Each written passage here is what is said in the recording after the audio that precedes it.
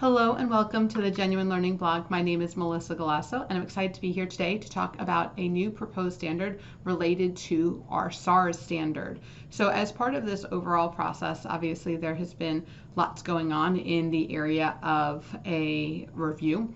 We had the omnibus come out, which is effective this year, and now they have a couple of additional items that they are trying to address specifically for SARS.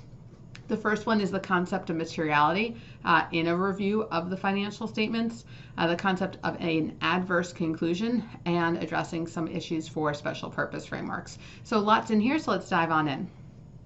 So this was issued on June 19th of 2019, and comments are due September 20th, 2019.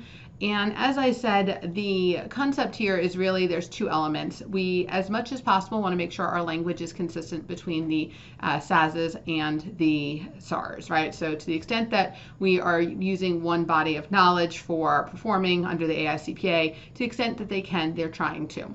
However, they also are really trying to converge with the international standards. And so both of those are really driving the forward progress that the ARSC is making.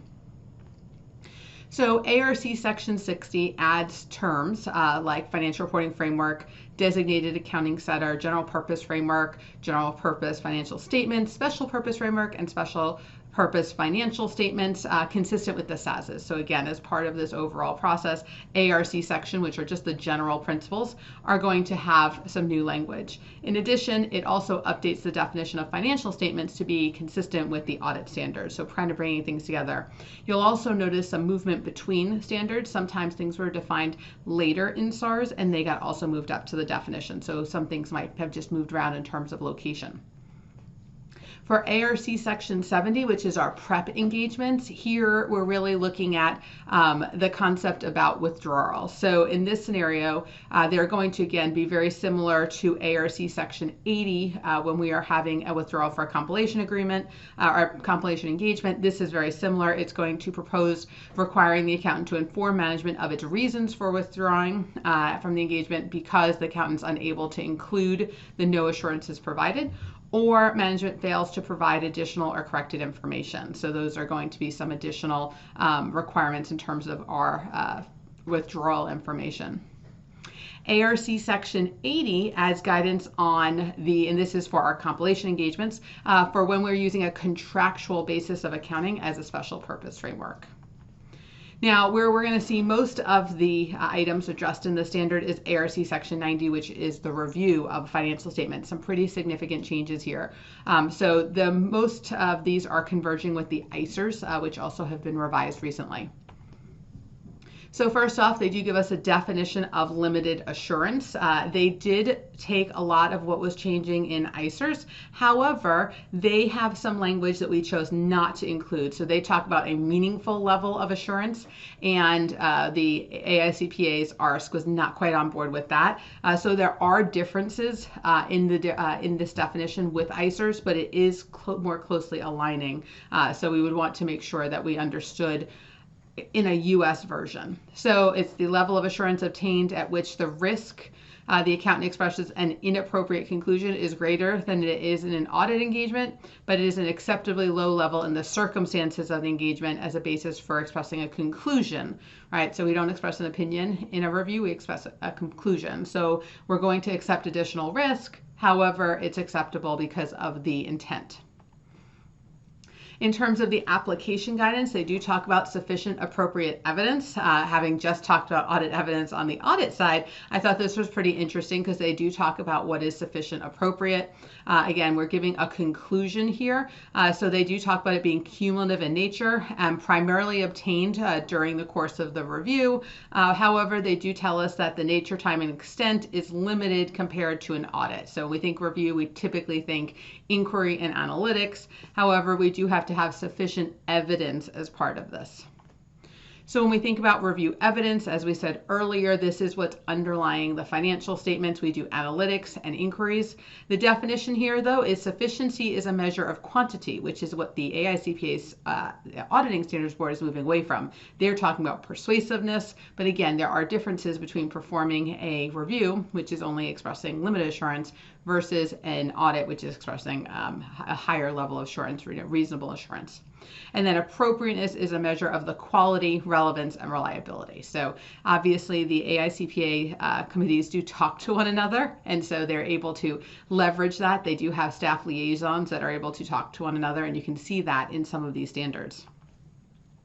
They also add a definition of professional skepticism. Traditionally, ARC Section 90 has not included an explicit requirement to plan and perform in accordance with professional skepticism, so they do add that here, an attitude that includes a questioning mind, being alert to conditions that may indicate possible misstatement, and a critical assessment of review evidence. So you can see here that they are bringing some things more in alignment.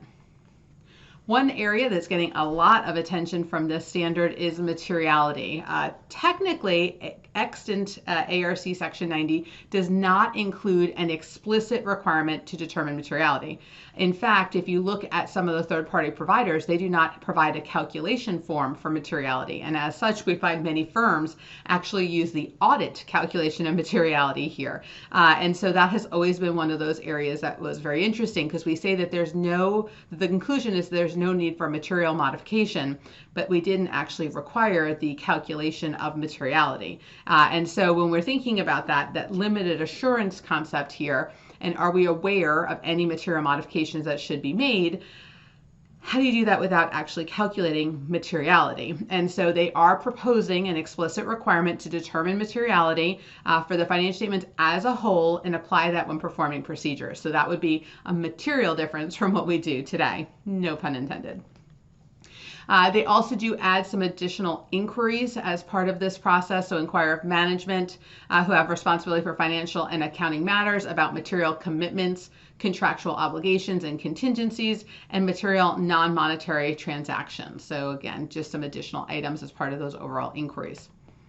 They also have additional inquiries related to related party. They have some additional requirements during the review to remain alert for indications of related parties that were not previously identified. And then if they do identify significant transactions outside the normal course of business, they should inquire about the nature and whether there were any related parties involved. Another major swing in what's going on today is going to be in the area of an adverse conclusion. Today, you cannot say that the financial statements require material modification. You cannot say that they're materially misstated. And so currently there's a prohibition in ARC Section 90 on modifying it to include a statement that financial statements are not in accordance with the framework, right? Giving an adverse conclusion. And people were questioning whether that was appropriate. Today they do have guidance on known departures, but you could not make an explicit statement regarding that it was materially misstated. And the AICers now have now permit the concept of an adverse conclusion. So AICPA is taking a look at that. So it's the ability for the accountant to express an adverse conclusion when he or she determines or is otherwise aware that the financial statements are materially misstated and the effect of the matter or matters are material and pervasive to the financial statements. And their definition of pervasive is a term used in the context of misstatement to describe the effects of the financial statement of misstatements. It is a judgment. They are not confined to a particular element, account, or item. And if so confined, represents or could represent a substantial portion, or with regard to disclosures are fundamental to the user's understanding. So they do give us this updated definition. We do know that the attestation standards are also looking at this as a potential opportunity in their review engagements, which are potentially getting updated there to permit an adverse conclusion. So it would actually mirror the two. If you had inconsistent information, there would now be a requirement to document that information that has been identified and then how the inconsistency was addressed. So if you come across something that is inconsistent with your other information, how did you address that in the context of the review? And then finally, another area that's getting some attention is in the area of consistency. So AU Section 708 in an audit is on consistency of the financial statement, and it requires an emphasis of matter paragraph when there are adjustments to a material, to correct a material misstatement. And so in this next area, ARSC is discussing whether to include reporting requirements when there are adjustments to correct a material misstatement in previously issued statements. However, they did not come to a conclusion and are actually asking for feedback about whether we think that would be in the public interest. Should we think about aligning with AUC Section 708? They haven't made a decision, so this is sort of up to us as to provide feedback whether we think that would be helpful or not. In terms of when would this be effective, they're saying periods ending on or after June 15, 2021, giving us some time to get ready for this. Obviously, it would require some changes in processes as well as probably QC area. Early implementation, however, would be permitted, and I was actually kind of surprised by that. So that was something that kind of caught my attention. So that is it for today's Genuine Learning blog. I hope you found it useful, and I hope to see you on a future blog. Have a great day, guys. Bye-bye.